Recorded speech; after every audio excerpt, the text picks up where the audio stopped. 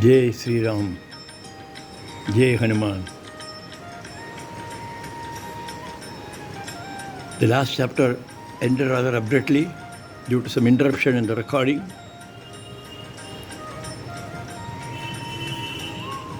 So in this chapter, we will go back a few steps backwards.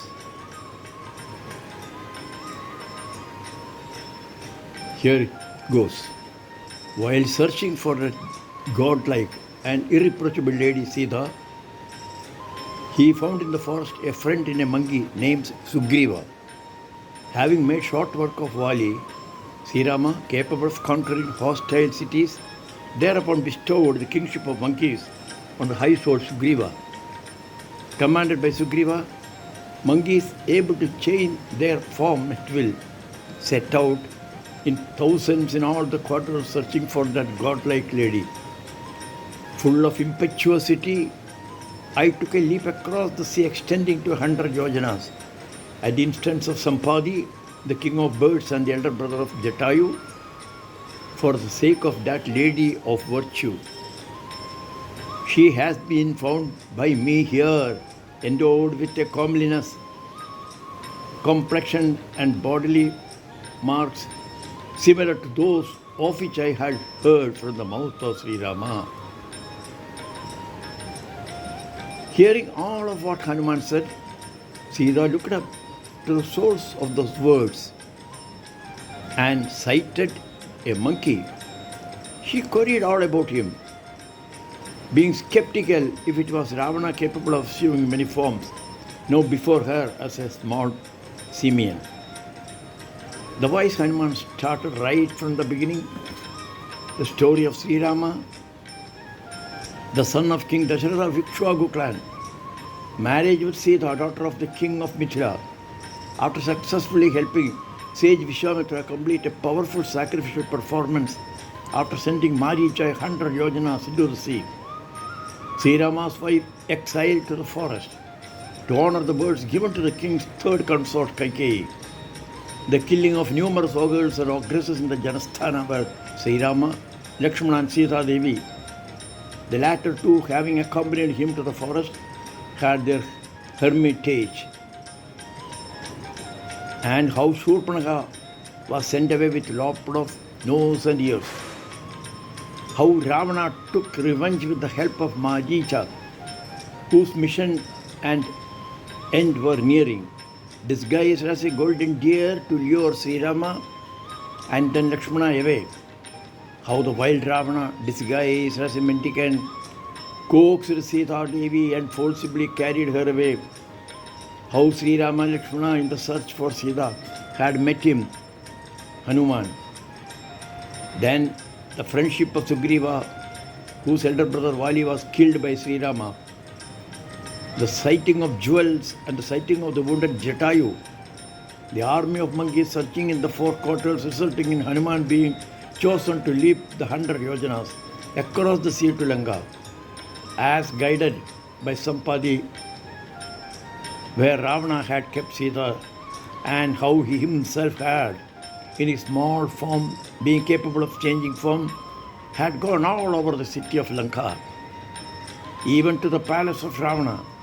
And finally, how he was lucky to see Sita Devi, whose person, attire, and ornaments on her body all matched with Sri Rama's description.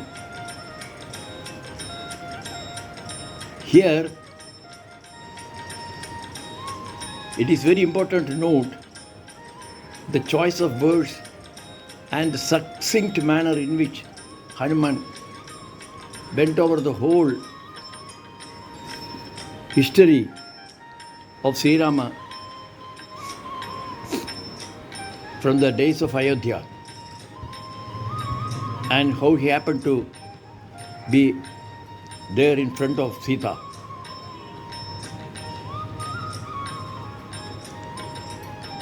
Jai Hanuman. Now, it was Hanuman's lurking doubt if, after all, he was before real Sita Devi. Sita dispelled his genuine doubt by narrating all of her life starting with her being seen by King Janaka of Mithila while plowing the earth. How she became Sri Rama's consort with whom she spent 12 years happily. How she was firm in accompanying Sri Rama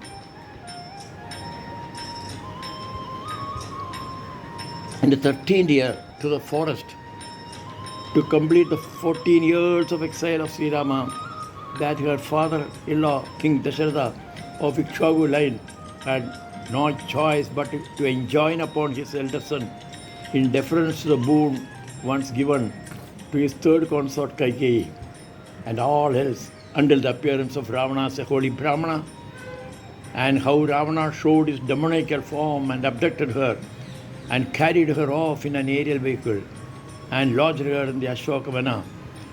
And now her decision to end her life if she was not rescued by her husband with the deadline now remaining, that is 2 months, set by Ravana to fall in line with his ignoble and condemnable desires.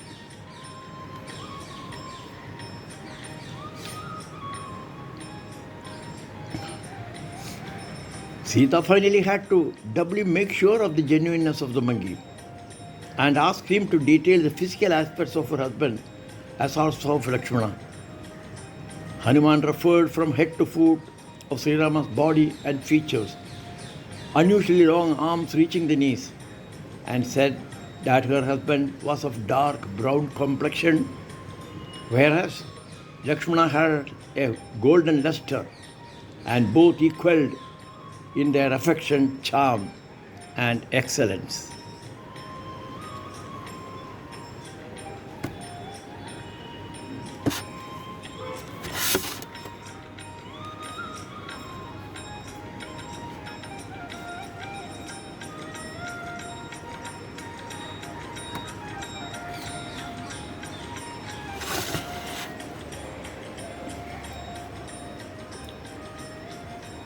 Hanuman joined his palms and bent low in reverence and handed over the signet ring that Sri Rama had handed over to him to be given to Sita, to be reassured that Hanuman was indeed his messenger.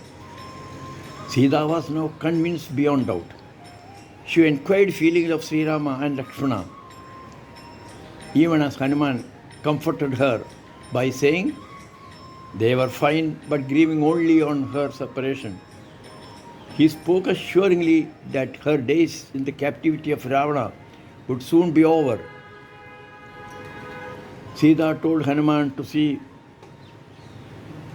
that Sri Rama rescued her forthwith, as the impatient Ravana could not be talked to even by his well-meaning brother Vibhishana, who had time and again implored him to hand over Sita safely to Sri Rama and to beg for his pardon. Seeing the grieving Sita Devi, Hanuman said that he himself could carry her all the way to reach her to Sri Rama. Hanuman said that in fact he had carried them on his shoulders to Rishimukha to meet with Sugriva. Sita raised doubts and Hanuman assumed a huge form to assure her of his capacity to carry her effortlessly on his back. However, Sita pointed out the risks such as her falling off into the sea, the ogres altogether attacking him, and the likely threat to her life. Finally, Sita added that she had never touched another person other than her husband Sri Rama, and the contact with the wild Ravana was due to his trickery and her helplessness. Seeing reason in her utterances, Hanuman said that he post-haste would have Sri Rama and all others make short shrift of Ravana and entire Lanka, would have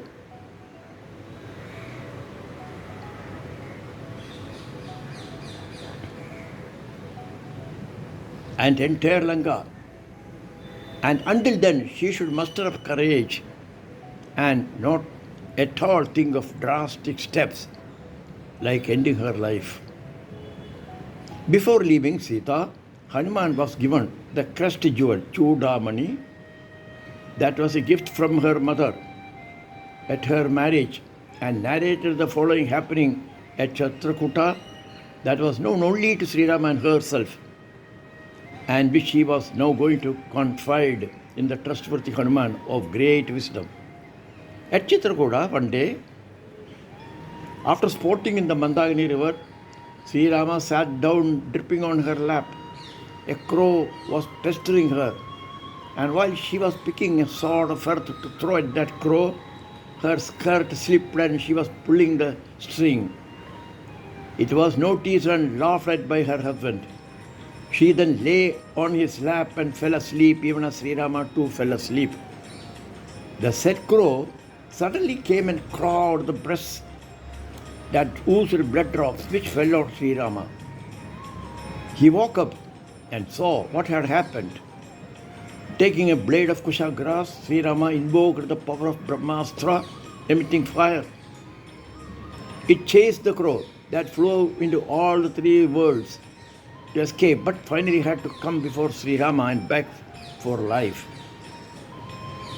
Taking pity, but having to set Brahmastra in the form of the blade of grass, kusha grass, with powers imparted to it through hymns, to a target, Sri Rama caused it to hit one right eye of the crow and spared its life. Ever since, crows have the squint and so crane the neck to look. Sita also asked Hanuman to remind him of the tilak or the vermilion he had put on her forehead at the time of marriage. Joining palms and bowing his head once again, Hanuman took leave of Sita, reassuring her that the end of her agony would happen soon. Jai Sri Ram. Hanuman wanted to test the capabilities and armory of Ravana's forces, and as a first step, devastated all the trees barring the area where Sita was sitting. Noticing this, the ogress demanded to know from Sita who had dared to divest the Ashoka grove of all its trees. Sita said only ogres would know which other ogres had done such a daring act. Ravana got the news and in anger dispatched the hordes of ogres known as Kinkaras.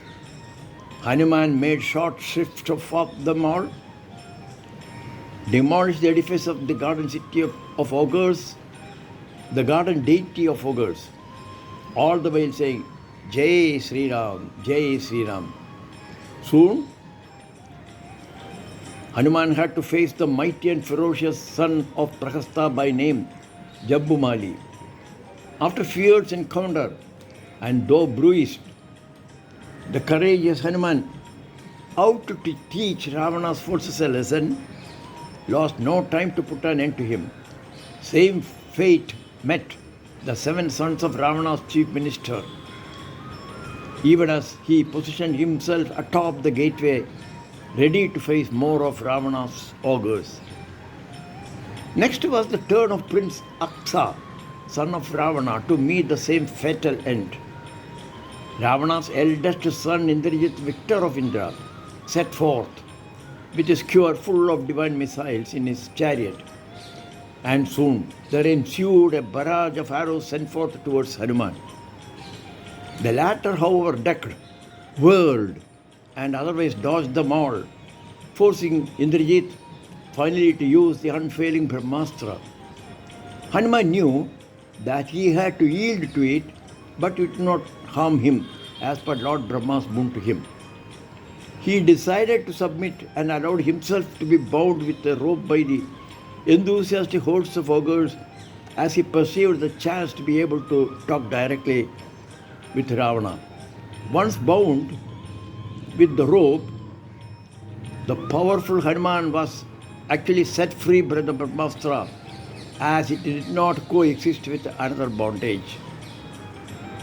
Indrajit also realized this, that the higher ogres had caused the Brahmastra to be ineffective by another bondage, by binding him with the ropes. and he could not deploy another missile after that. Hanuman did not show that the Brahmastra had already lost its potency. The ogres tightened the string of barbs used as a rope and striking their fist at him, took him through the streets to the court of Ravana under the instructions of Indrajit. Now, Hanuman had a good and direct look at Ravana, who was blazing with anger at the unpardonable acts of the intruder monkey. Directed by the ruler, the chief minister Prahastha, in polite words, questioned the monkey and asked him to come clean on who he was, on whose mission he had gone there, and what his mission was. Hanuman, in carefully chosen words, replied that he was just a monkey who had come as the emissary of the leader of monkeys by name Sugriva, who had forged a friendship with Sri Rama, son of the king of Ayodhya. That Sri Rama, whose wife of virtue Sita Devi had been forcibly brought there as learned from Jadayu and Sampadi, who was of such power and prowess and unconquerable by Indra or gods, that the said Sri Rama had put an end to the valiant monkey Vali with one arrow. So Ravana could well imagine that the one who could send Vali to the abode of Yama was unrivaled.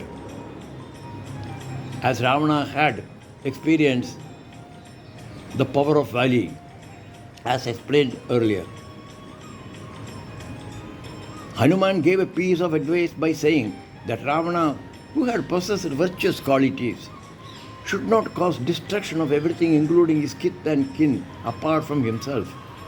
So, it was meet and proper that he restored Sita Devi to her husband Sri Rama. Unable to control his wrath, Ravana ordered the killing of the monkey. Vibhishana, Ravana's brother, intervened and politely told him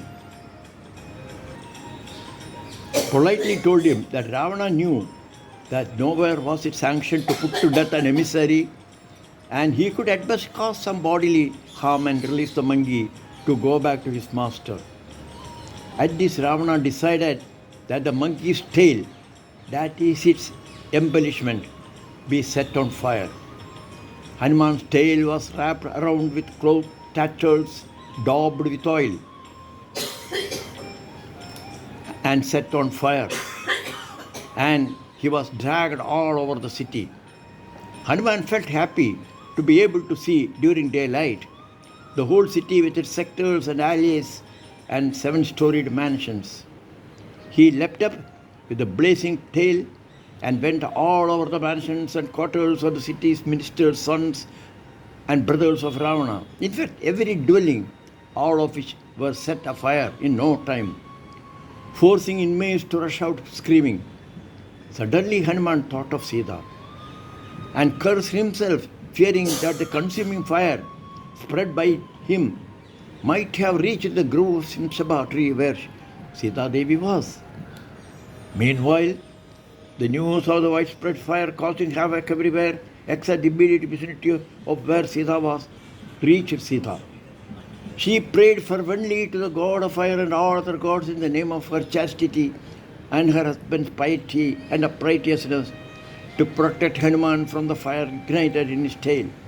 Just then, Hanuman felt a cool breeze blow, the raging fire losing its reach, and himself feeling no harm done by the fire. He saw it as a good omen and concluded that it was due to the prayers of Sita Devi, who could now be considered to be safe. Also, very soon, as he was proceeding to cast off the burning cloth into the sea by shrinking the tail size, he heard the Charnas, the celestial bards, saying, "A difficult and marvelous feat has been accomplished by setting fire to all of Lanka, but Sita, Janaka's daughter, remains untouched and unaffected. This is an unprecedented wonder." Nevertheless, Hanuman did not want to return to Kishkinda without seeing Sita Devi with his own eyes. And after that, with her message and good wishes, Hanuman set out on his journey back. Hanuman ascended the towering Asta mountain, in the south and leapt over and across the sea to the northern coast, touched the Mainaka, also called Sunabha mountain as promised, and soon was reaching the lofty Mahendra mountain wherefrom he had started off. All the monkeys, Angada, Jambavan, everyone heard the pleasing roar of fast approaching Hanuman, indicating his mission success.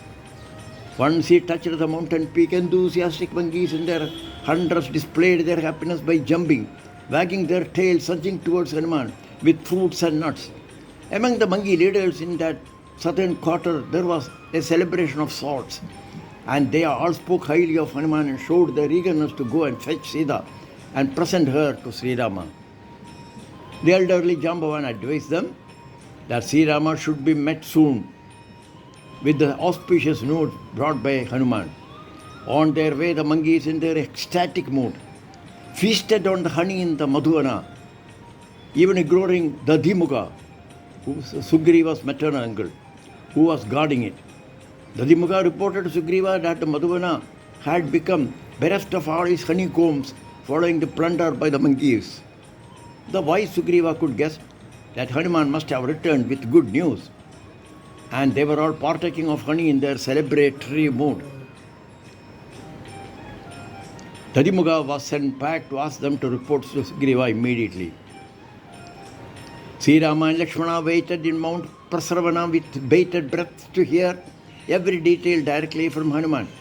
Sri Rama and Lakshmana experienced immense joy to hear the nectar-like words directly from Hanuman, who joined his palms and bent low in respect and said these nectar-like words, "Saw I Sita, Drishtva Devi Idi Hanuman Vadanadamudobamam."